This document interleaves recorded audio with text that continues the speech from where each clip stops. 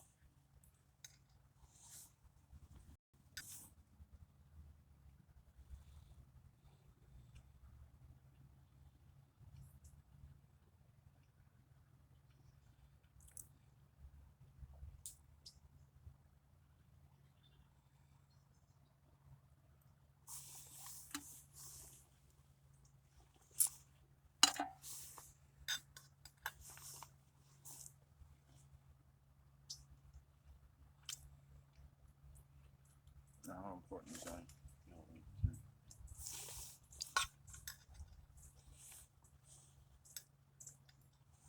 Oh, I see.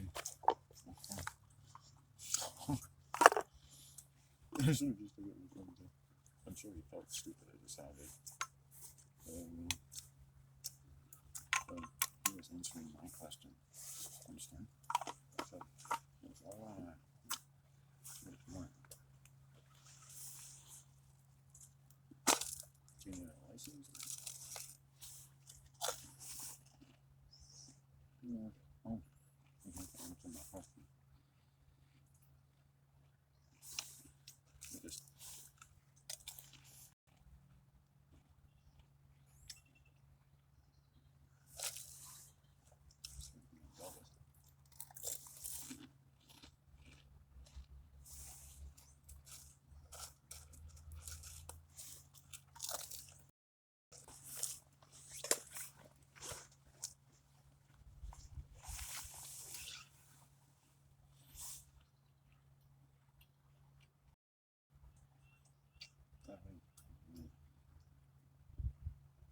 I don't think I trust any of you. Okay.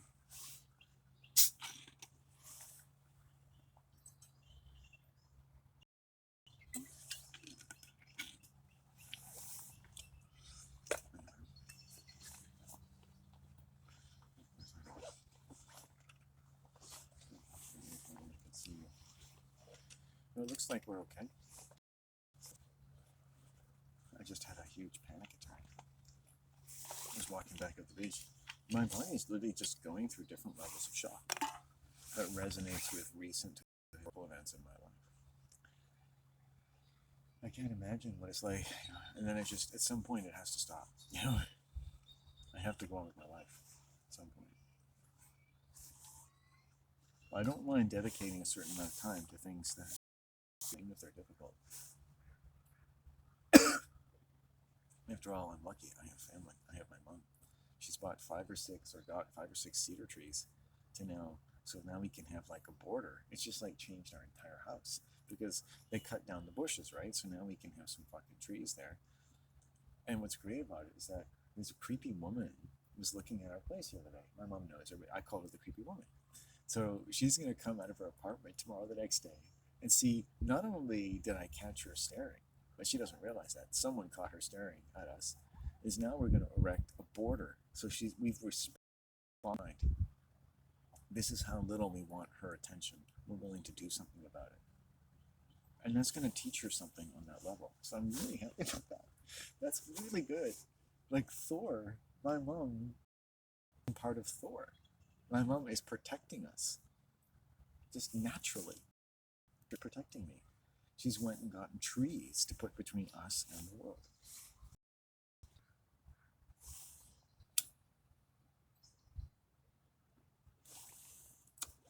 It's amazing. It's really the best thing that's happened to me in a long time. My mom is amazing. It's like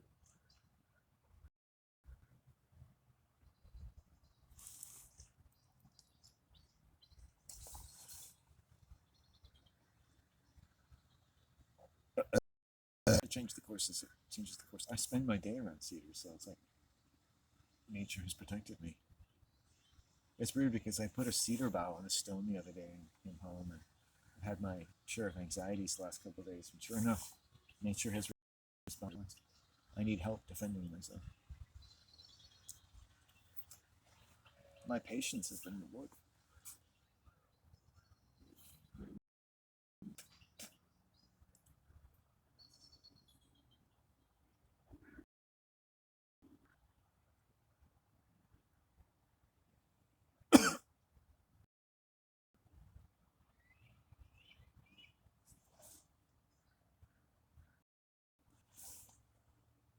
My patience has been rewarded.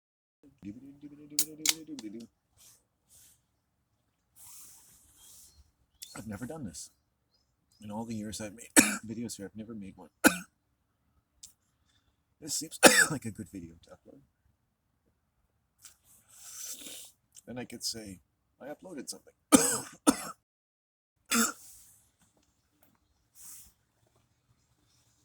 I'm starting to relax. The shock has passed. This is amazing. I predicted this an hour ago. I said I'll be making jokes about it. So here we are. The bee has come at my foot to tell me everything's all right. There was a rock looking a little glum. It's like, yeah.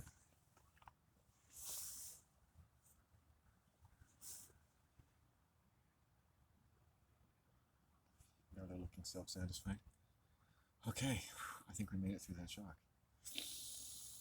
My chest constricted in a panic attack, like my heart. I feel like my chest, I can't breathe as well, you know? And I'm just like, it's the worst feeling. I mean, it's like your day is ruined. I was out with someone, I said, I want to go home. That sucks, eh? That happens to me. I get panic attacks.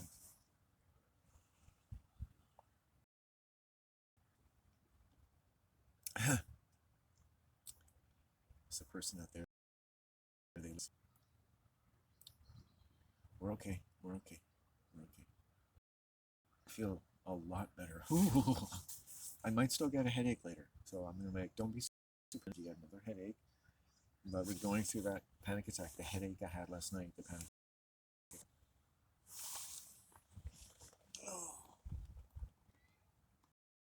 Body can stretch with pleasure.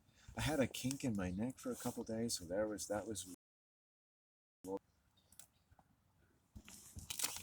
A very important day is coming, which will be in May, when I'm gonna be spending some time in an area that I haven't been in maybe a couple years, while my mom is with her family member, so that'll be fun.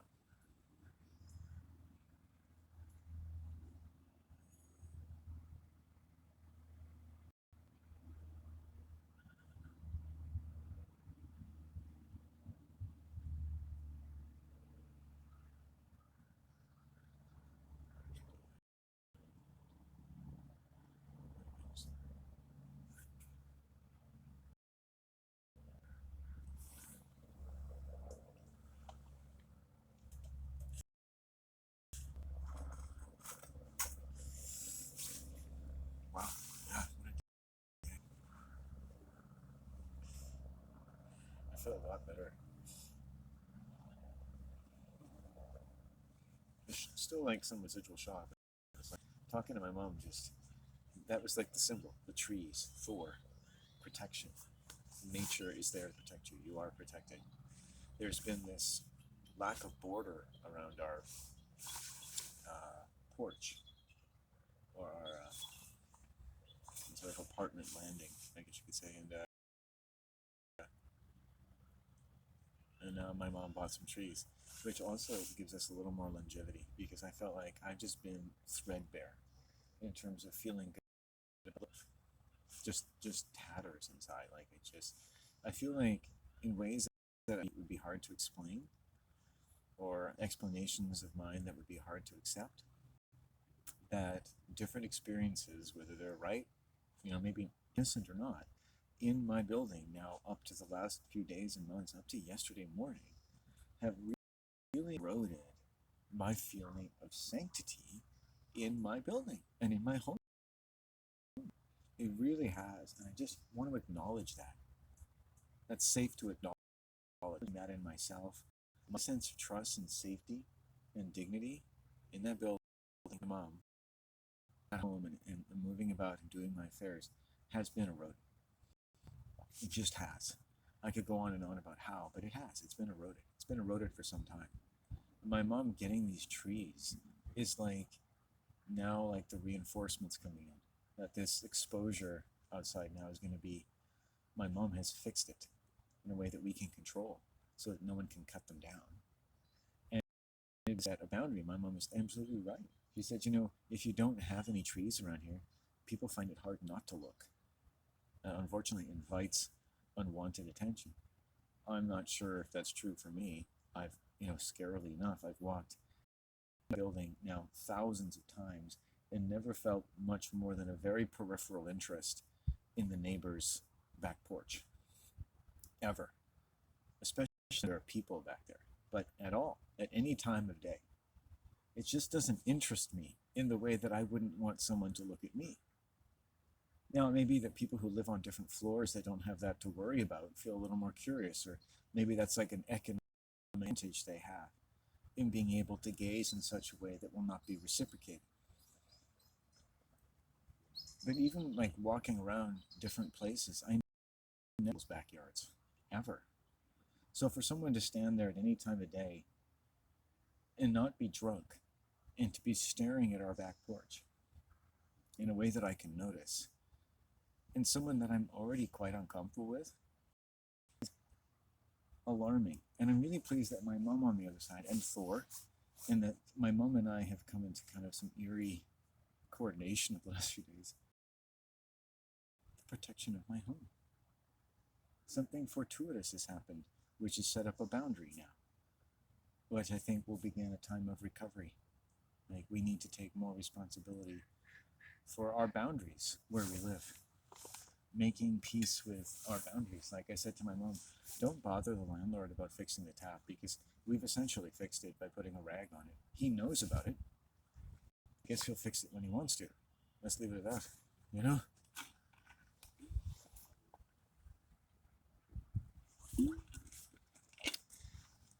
Maybe he plans on doing it himself the next time he's in town. Maybe he wants us to think that, I don't know. Anyway, things aren't all bad. The trees are still growing. Eagles are taking off above me.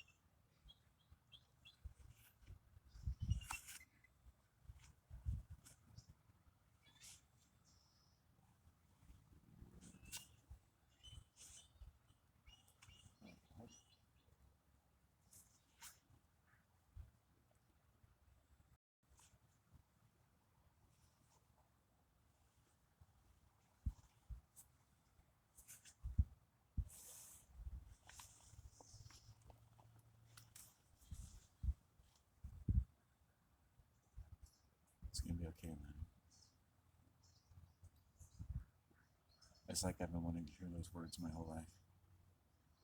It's gonna be okay, Landon. Someone who knew me as well as I knew myself, and say, hey, Landon, you're okay. You're gonna be all right. I guess you're not supposed to say that to yourself. But who else is gonna do it? With my mom's help, the person in my life who has planted the trees with Thor's help. I like to think I contributed in sending out the need and the strong desire and really being clear with my mom that we had had unwanted attention. So my voice did something today. It helped to,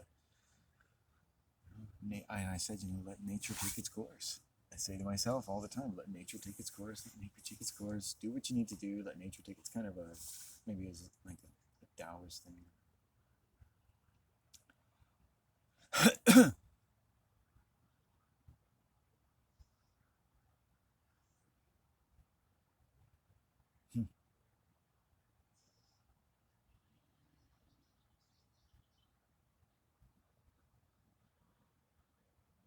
I can feel the fear kind of in my aura. I'm very stoned as well. It's like, or if it's things to be purified or rock, as I call it. They're not things you really want to feel. But I could see how I would feel that way. And I could see how I would need someone to assure me that things are going to be okay. As that bald eagle flies over me. I really need that for my environment, you know. I think right here, to be honest, that I need to feel safe. I need help feeling safe. I need help from myself. I need help from positive thoughts. I need help from my own voice. I need help from nature. And I think nature listens to me. I came home so scared the other night, and I was singing to myself, and Mother and Nature's love, and Mother and Nature's love, and Mother, Mother, and Nature's love. Mother and Nature's love. My mother's love and nature's love, you know, combined. Love, love, love, love, love. And for me to even use the word love is rare. I'm just like, I feel so anxious right now. I'm so incredibly anxious. And I'm going to get through it. And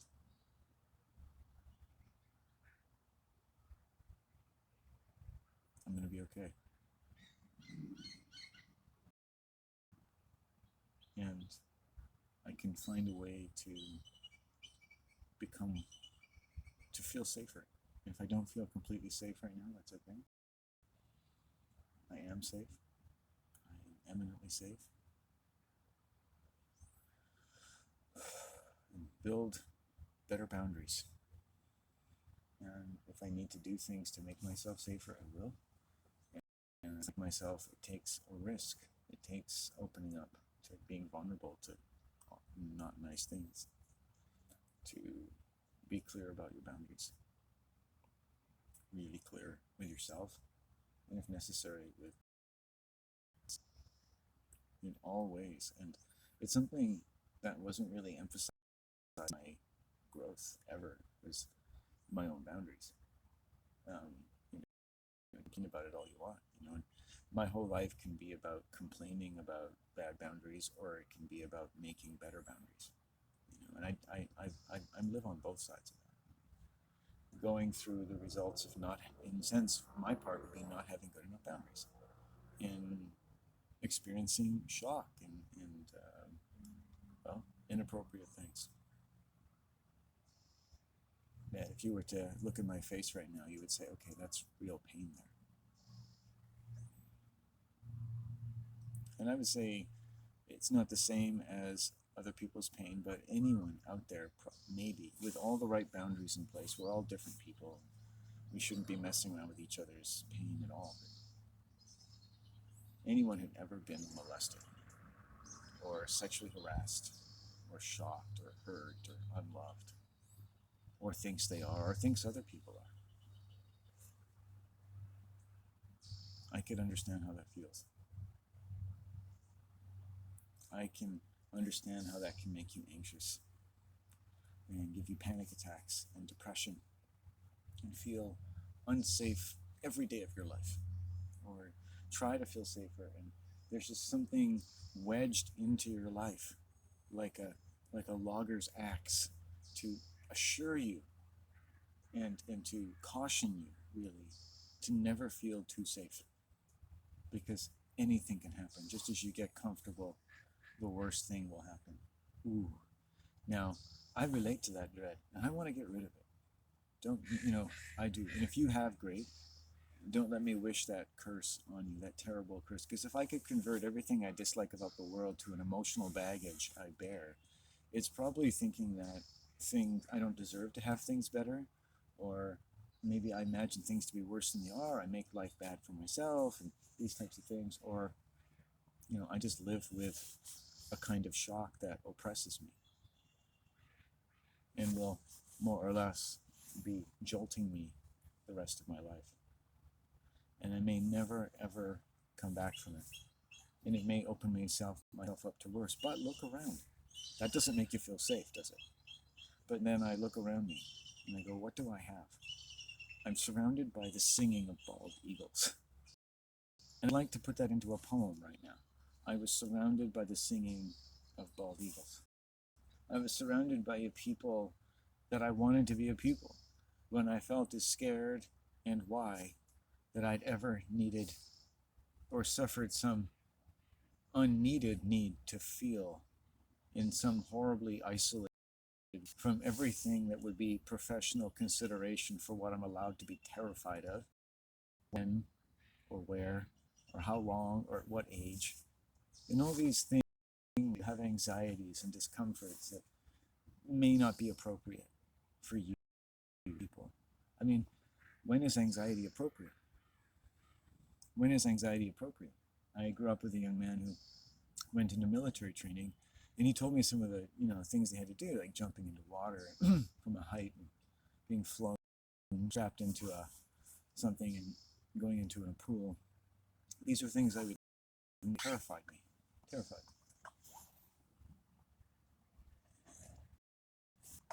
We would go to an Olympic-sized pool in Surrey up and jump off the highest tier. Sorry, just a little anxious. I'm gonna get some water.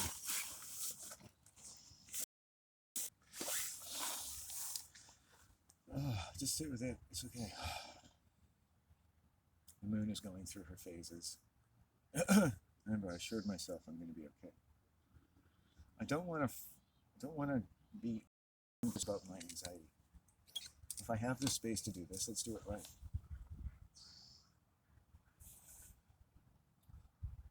Water is grounding. And in a sense, I've gone through lots of shocks for months and months and months. I'm not sure how much I've really gone into on right side up triangle, which is a male energy. Smiley stones, that's good.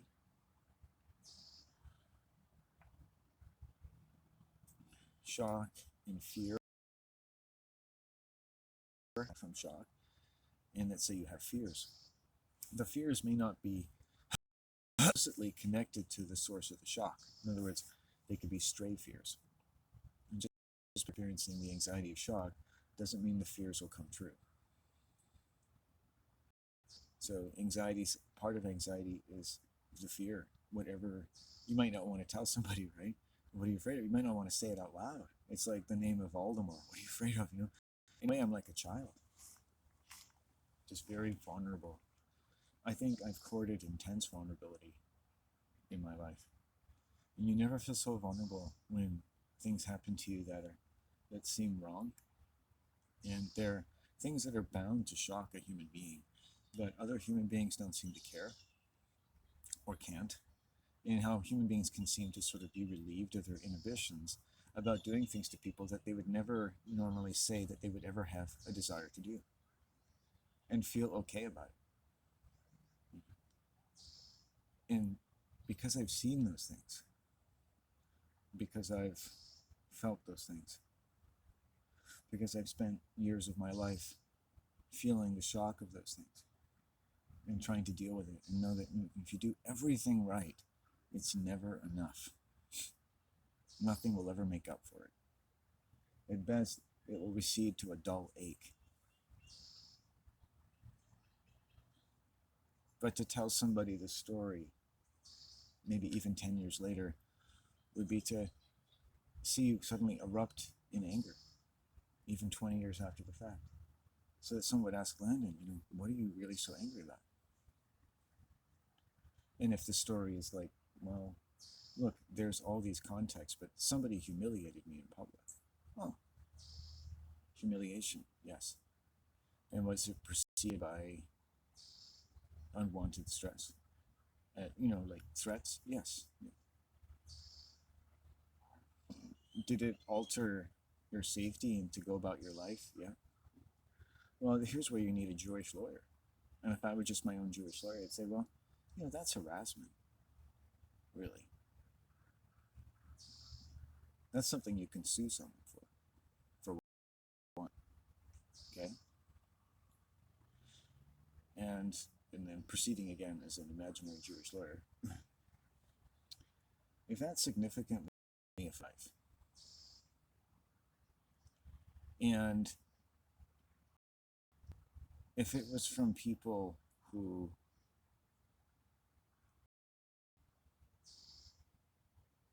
were casting such fictitious aspersions about you, precisely because they had been magnified, at least in their minds, by someone with bad intentions within their acquaintance. And these claims were never tested or contested. And you go down this road, I don't want to. And it's a very scary world. Very, very scary world. You know. And I don't want my children to ever feel that. Because how people treat you when you're exposed, and by the way, this type of thing was happening within months of being sexually abused and having my shoulder dislocated. Okay? A very unhappy Christmas.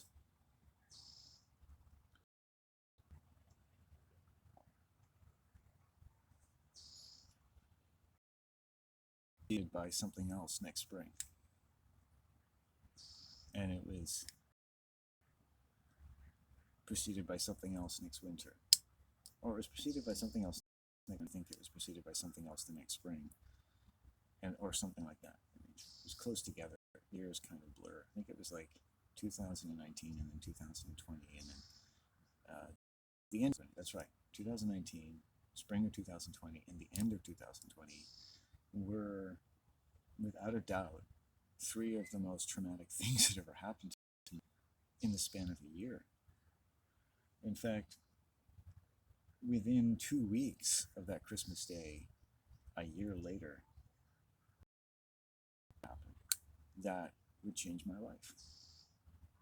And it is not related in the sense that I might have been, disposed and wanted state of mind. In fact, it was quite far from my mind at the time. And now it does me no service, perhaps, in terms of my anxiety to reflect upon these serious events and their very, very serious effect upon my life.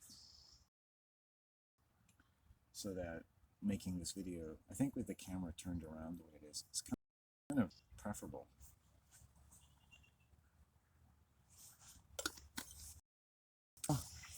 I'm going to get going because that's it. I think I've spent enough time out here. I'll probably have one more little smoke because I'm indulgent. But weed. I'll say this after years of smoking and going through different things. Basically, I guess, about, putting under smoking weed, men has opinions, out of the throes of a panic attack. And I've heard this said, and I respect people's opinions. Smoking marijuana, depending on your state of mind, depending on all kinds of things about that particular plant and what you had to eat that day, and really everything. It can make anxiety worse. Now, let me just be careful I say this because you know who you're talking to. I have anxiety a lot. I kind of, in terms of anxiety, not in terms of like getting really high, because that's not really what I go for, and I don't like being too high. But that's really the most difficult thing about being high.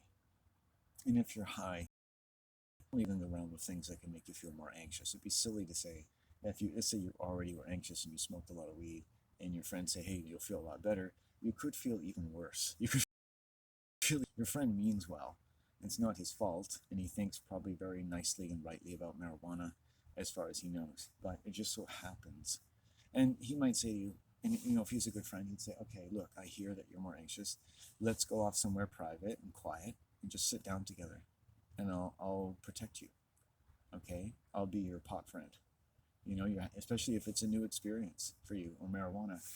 Let's go sit down here. Let's go get in the car. I'll drive you home. Anything. What's your safe space right now? Maybe if we could spend a couple hours in the backyard, there's not so many people out there. Maybe go sit under a tree. But the point is, I've got your back. Okay? I hear that you're more anxious. We can work through it.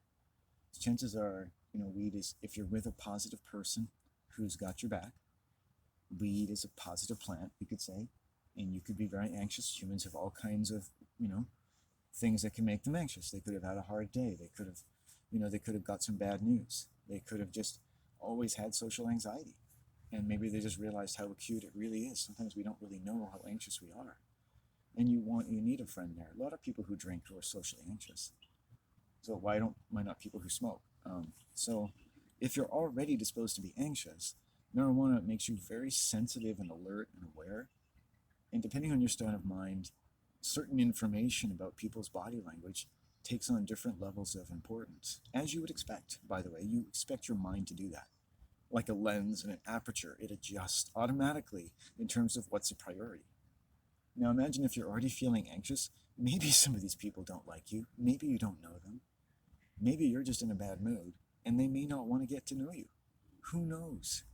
Nothing, all of the above, probably all in your head, but at some point you got to take your emotions seriously, and they're saying, I need to go outside. Nothing bad has happened, but you're not feeling like you can make sure nothing bad happens. Because you're feeling bad, regardless of anyone else. And that's enough.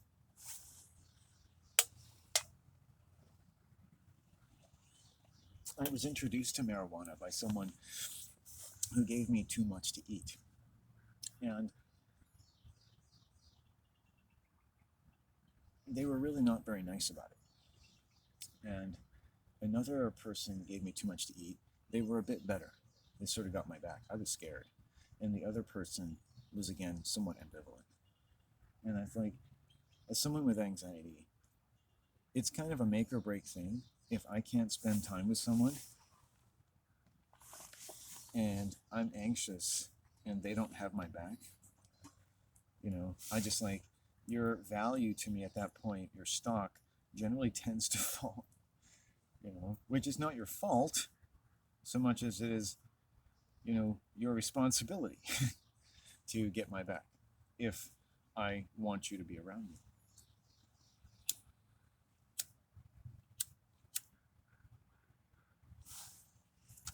And maybe if, in all honesty, you want to be around me. So